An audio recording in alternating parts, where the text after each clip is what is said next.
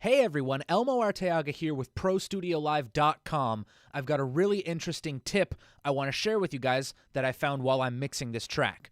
The track that I have open is an acoustic pop kind of track. It has a really heavy driving low-end force. The kick drum and the bass line are very solid, and in mixing this, I wanted to make sure that I have a very sturdy low-end representation. Now, one way to achieve that is by using a lot of EQ and making very specific maneuvers, but this trick that I'm about to share with you is another way to go about making sure that you have a very reinforced low end so nothing gets blown out when you play it on a radio or a car system or an iPod or headphones. It will represent your low end very accurately. So what I'm going to go ahead and do is I'm going to play a passage for you and just have a listen to the low end itself, and then I'll get into what exactly is going on.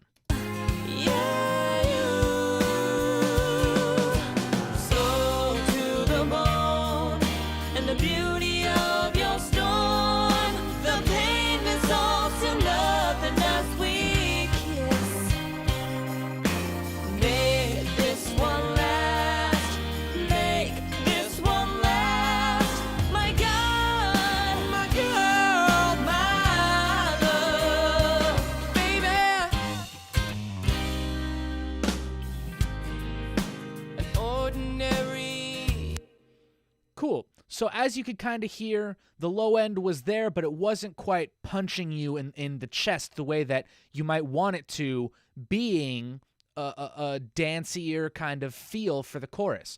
So like I mentioned, one way to achieve that is using EQ, but what I have here, as you can see, is just the drums, my effects returns, my mix bus, which is where everything's coming out of, and then my bass. These are the only things we're going to be looking at for this tutorial.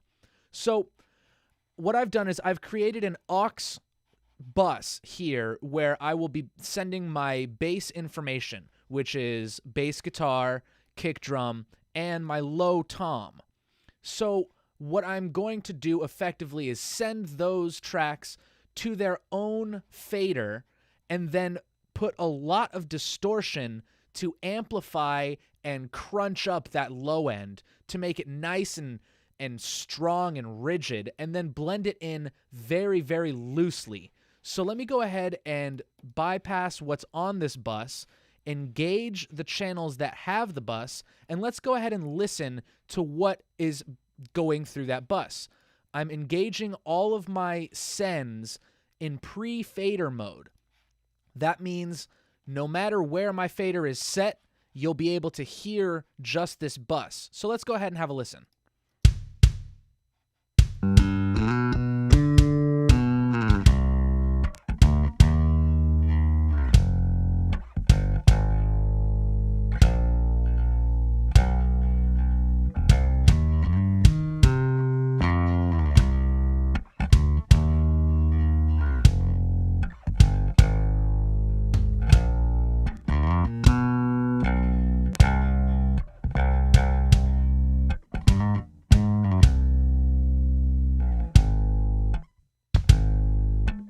So as you can hear, it's literally just the low-end heavy instruments.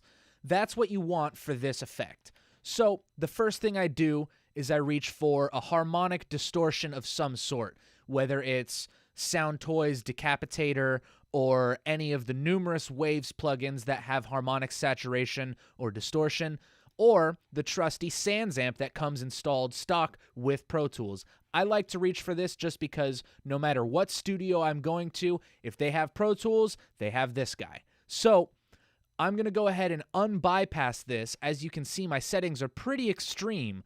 A lot of preamp, a lot of buzz, which is the low end, not a lot of punch, which is mid-range, not a lot of crunch, which is high end. Drive, I think, is pretty set to normal. And then these I didn't really affect much. My level is all the way down just because of how loud this is going to be. So let's go ahead and have a listen.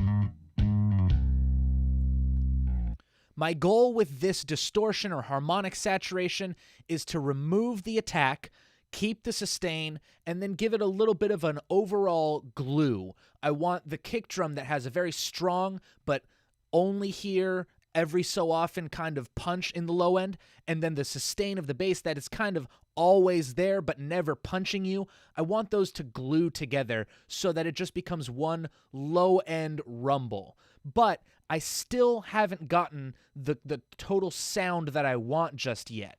Let me go ahead and bring this back into the mix just so you can hear how just this one plugin changed the overall tonality of the low end. I took all of my sends off of pre-fader so that I can bring this back into the mix accordingly. Let's have a listen.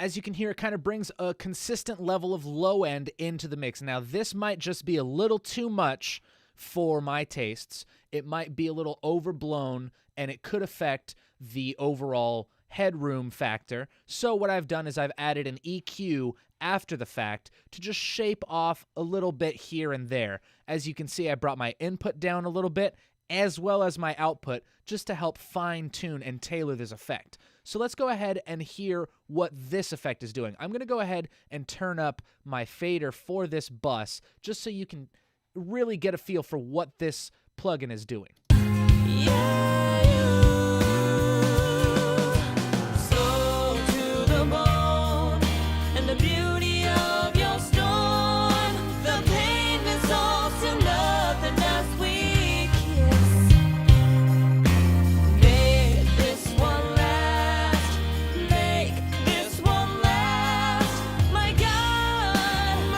And to help further illustrate that, I'm going to go ahead and bring all of these back into pre-fader mode just so we can solo this and have a listen.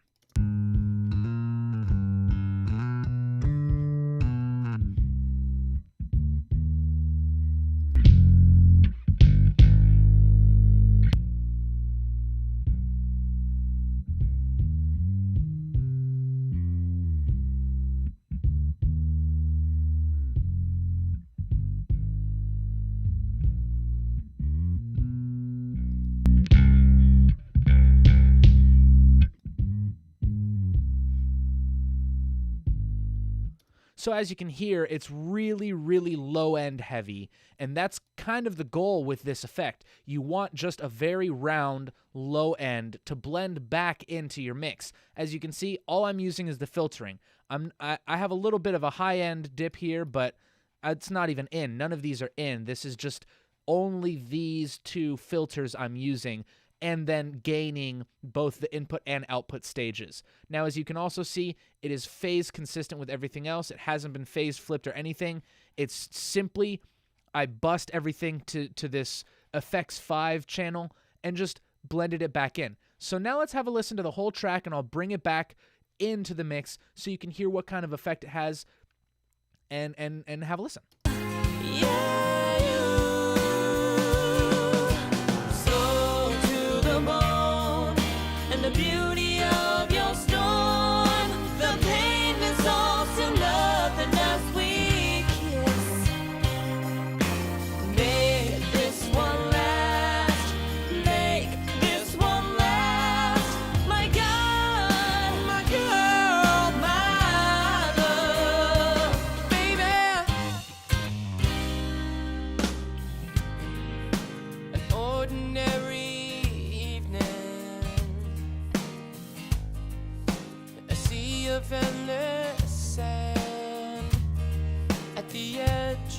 Of the blue where the water meets the shore. Now, with this sort of effect, you have a lot more control over the overall low end of your mix, and I can see a wide variety of uses for this type of trick, especially regarding the low end. So if you liked this tip, please head over to prostudiolive.com, where you can find many other videos just like this, and you'll be able to hear this whole song get deconstructed from top to bottom. I'll be showing you the entire mix as one. That will be on the website shortly, so go ahead and head to prostudiolive.com to check out this video and many, many more. Thanks. I'll see you next time.